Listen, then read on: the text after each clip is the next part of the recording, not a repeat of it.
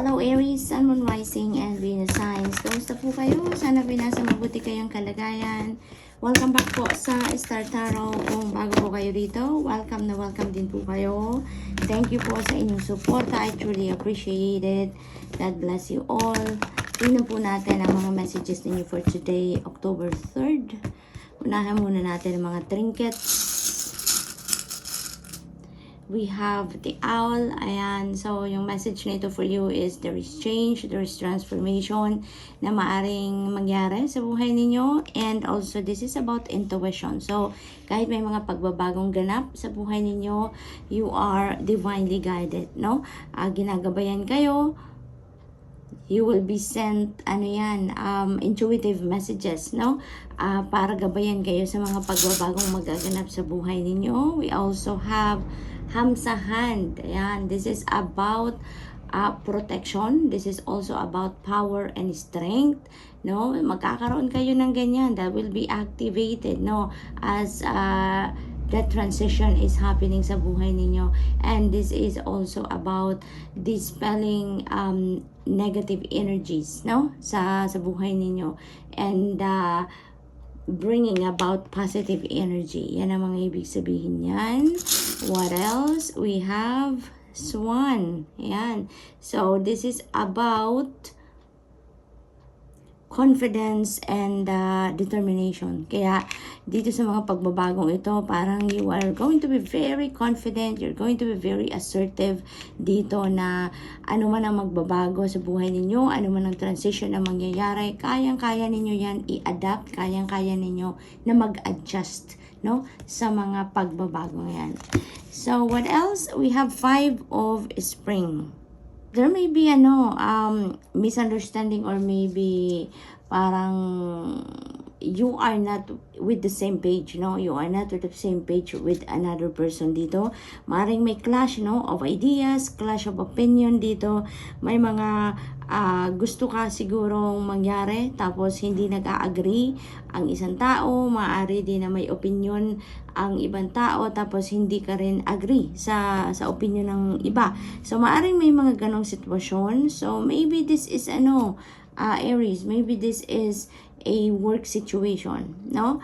Maaaring may mga opinion ng bawat isa at hindi nagkakaintindihan, hindi nagmi-meet halfway, no, ang mga gusto ng bawat isa dito. So that could also be family situation din, no? Maaaring may mga opinion, pero wala namang hindi pagkakaintindihan na hindi naayos, hindi ba? Kaya eventually, someone is going to give way, or maaaring may mga compromise din dito na mag-arise, no? Nang sa gayon maiwasan ang conflict of ideas, or pag-aaway, or disagreements, yung mga ganon. We have a 6 of Summer. Napakaganda naman ito kasi meron ditong ang napipick up ko dito, merong homecoming, no, Aries. Ang iba sa inyo maybe coming home, no? Maaaring ang iba sa inyo magbibisita sa pamilya, magbibisita sa mga anak, maaaring miss na miss nyo na ang inyong pamilya, yung mga anak ninyo, maaaring ganun din ang ganap dito. And also, maaaring ang iba sa inyo dito, no, merong childhood dream, no, na maaaring ngayon at this point in your life, ngayon ninyo matupad, or ngayon ito materialize, ngayon ito mag-manifest sa buhay ninyo, Aries. So, napakaganda lang, diba? What else? We have 3 of Spring. Yeah, beautiful energy. Napakaswerte ng energy na to.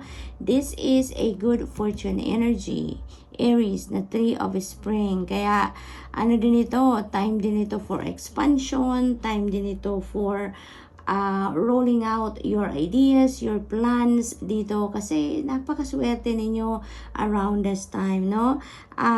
For others of you naman, ang nag-pick up ko dito is maaring meron na kayong mga sinimulang mga endeavor, may mga sinimulan na kayong mga plano sa buhay, and maybe nakikita nyo na ngayon na nagsisimula ng magkaroon ng magandang resulta, or nagsisimula ng mag-work, no, yung mga plans ninyo. Kaya maybe ang iba sa inyo nag-iisip na ng expansion, no? Maybe some of you are stepping a little bit, no, from that, at nagre-review na kayo, nagre-re-evaluate kayo because maybe niisip ninyo na wow, ang plano ko nag-work, no, effective, kaya maaaring mag-isip ka pa ng mas bago pa or mag-expand, no, gamit ang dati nyo ng strategy at na ngayon ay nag-work na siya, nagma-manifest na ang gusto ninyong mangyari, no, sa inyong mga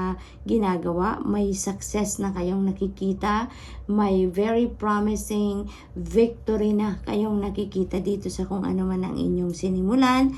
Kaya naman mas inspired kayo ngayon, no? Mas inspired kayo na mag-expand, mas inspired kayo na mas padamihin pa ang kung ano man ang inyong sinimulan, no? So that's all I have for you for today, Aries. I hope nakatulong ang mga mensahe ito in some way. Thank you for watching. Love and light. Namaste. Hello, Leo. Kamusta po kayo? Sana po nasa mabuti kayong kalagayan. Welcome back po sa Star Tarot. Kung bago po kayo rito, welcome na welcome din po kayo. And thank you po sa inyong suporta. I truly appreciate it and God bless you all. Tignan po natin ngayon ang mga messages ninyo for October 3rd. Tignan muna natin ang mga trinkets. Ano mga trinkets para sa'yo? We have letter J. Ayan, so maaring initials ninyo ito, Leo, or maaring initials ng mga taong you are going to be dealing with, no, around this time. What else? We have bicycle. There is hard work ahead of you. Leo, maaring extra effort ang kailangan ninyo sa inyong mga ginagawa, no?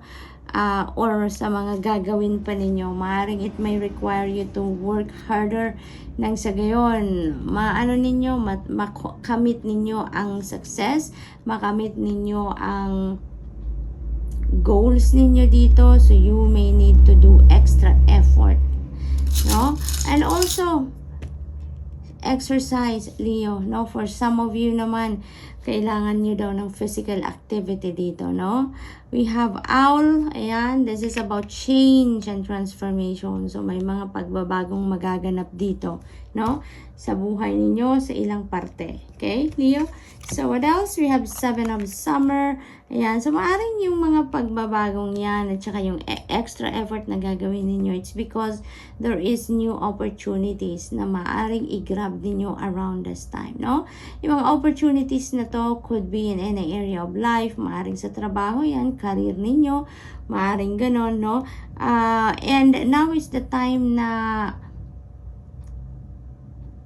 may mga pagpipiliin kayo. May mga choices kayong pagpipilian dito. Kaya you may be confused, no? Maaring malagay kayo sa posisyon na malito kayo dahil maaring yung mga opportunities na to maaring sabay-sabay na dadating, and maybe they are all good, no? They are all good. Maaring lahat sila equally good, equally beneficial for you.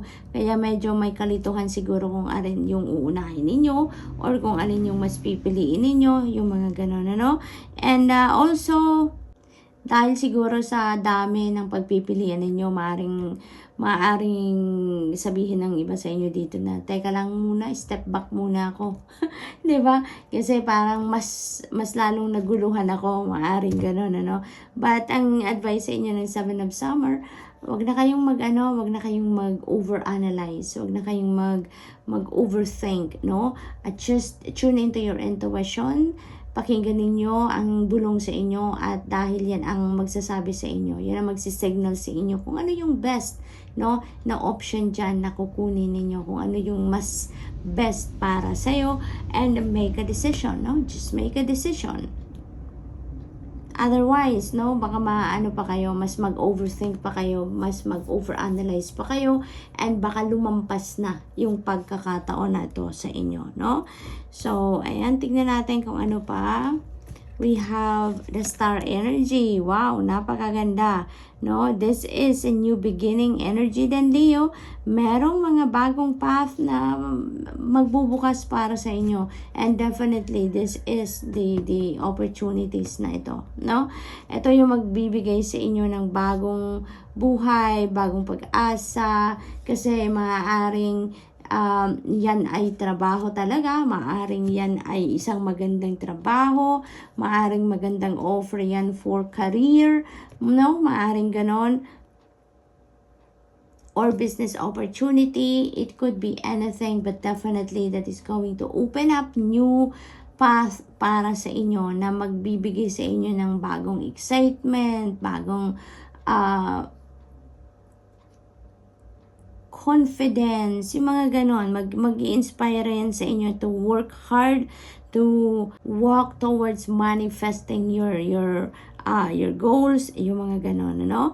At ano yan, maaring bago yan sa inyo, maaring yung mga opportunities na yan, first time ninyo yan ma-encounter, no, na klase, kaya maaari din siguro na may mga procrastination ang napifeel ng iba sa inyo, dahil that is totally new for you, that is going to be a new adventure. But you know what, with the coming of the star energy, yung procrastination na yan, yung pagdadalawang isip nyo na yan, na maaring nararamdaman ng iba sa inyo, that will be replaced with excitement, with optimism, no, with hope and joy, no. At instead na mapigilan kayo, mas magiging excited kayo, magkakaroon kayo ng drive dito, no, na talagang mag-pursue kayo na kunin ninyo ang opportunity na yan and work hard on it, no, anang sa gayon magtagumpay kayo. The star is also wish fulfillment energy yan, kaya maaring meron din kayong mga wish that is coming to fruition ngayon, Leo, no, meron kayong wish dito na magmamanifest sa buhay ninyo around this time, kaya this is an exciting period sa buhay ninyo, no? Makukuha niyo na kung ano ang gusto ninyo. We also have 9 of Autumn. Napakagandang energy nito kasi this is tagumpay, no? This is tagumpay sa larangan ng money, career, and finances ninyo. Dahil kung ano man ang inyong pinagsikapan before, kung ano man ang mga pinagtatrabahuan ninyo, may success na kayo ngayon. There is return of investment na mahahawakan kayo na dadating na sa inyo, Leo, no? Ito yung time na mai-enjoy nyo na yung fruit of your labor. Ito rin yung time na masisavor mo na, may enjoy mo na, makikita mo na, mahahawakan mo na kung ano man yung bunga ng iyong pinaghirapan.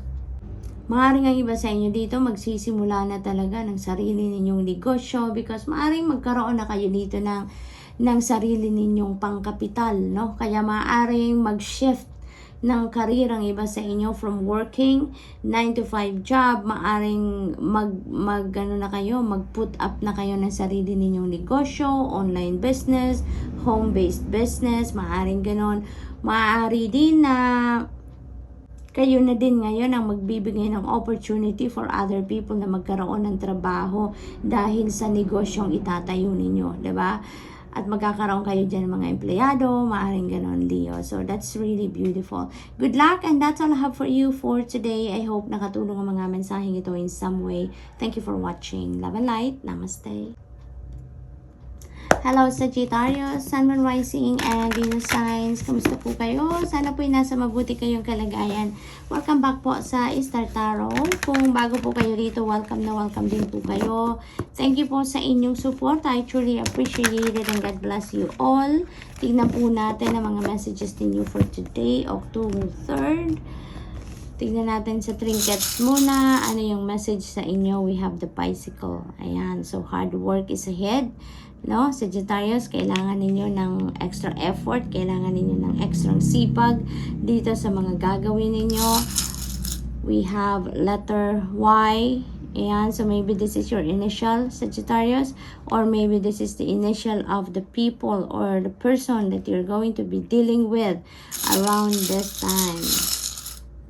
We have butterfly, and there is transformation and change coming up, no, sa buhay ninyo. Mga maaring sa iba't ibang parte yan ng buhay ninyo, or maybe isang parte ng buhay ninyo ang magkakaroon ng pagbabago. We have King of Summer. Ayan. So, napakaganda naman ito. Kasi, parang, ano na kayo dito, i-enter kayo sa isang relationship. Maaring yung relationship nito is a love and romantic relationship, no?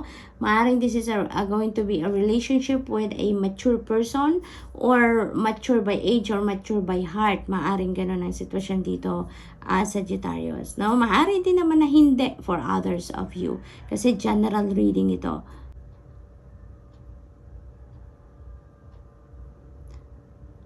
For others of you naman, Sagittarius, maaari din na kayo ay lalapit sa isang tao na maaring tulad ng mga mentor, tulad ng mga spiritual advisor, counselor, maaring mga ganon. And because you may be seeking for advice, no? Naghahanap kayo dito ng sage advice regarding something, no, sa buhay ninyo. Kaya maaring isang matured person din ang hinahanap ninyo, because nang sa gayon, talaga makakuha kayo ng sage advice, dahil those people normally are seasoned na din in terms of life's experiences, no?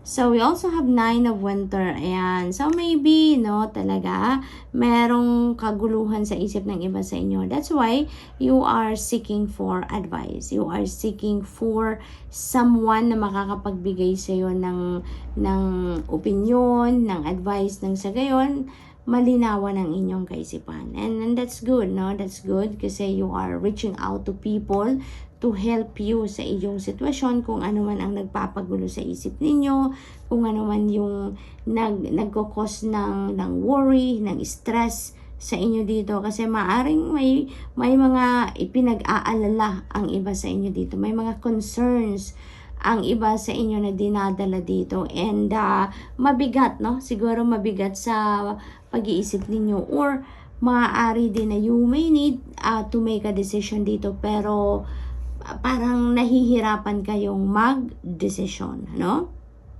And then, Sagittarius, dito sa 9 of Winter, ang advice sa inyo dito is stop worrying na, no?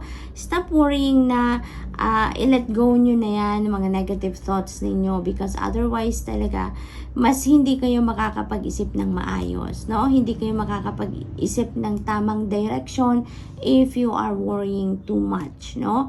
Kasi mababalot na kayo ng stress niyan kung natatakot kayo, kung nag-aalala kayo, lalo, that is going to magnify, diba? Mas lalala, mas magba-branch out pa yan ng mga fear ninyo or yung pag-worry ninyo. So, instead of worrying, kasi, diba, if we are putting our energy on worrying about something, lalo na kung that is beyond our control, mas lalo tayong mapapagod, mas lalo tayong mai-stress. Kaya yun ang advice sa'yo ng 9 of Winter, na stop worrying, i-let go nyo na yung mga takot ninyo, i-let go nyo na yung mga pag-aalala ninyo yan, and let's focus on what can we do para masolusyonan natin ang problema natin, para mas maging magaan ang pinagdadaanan natin, ano?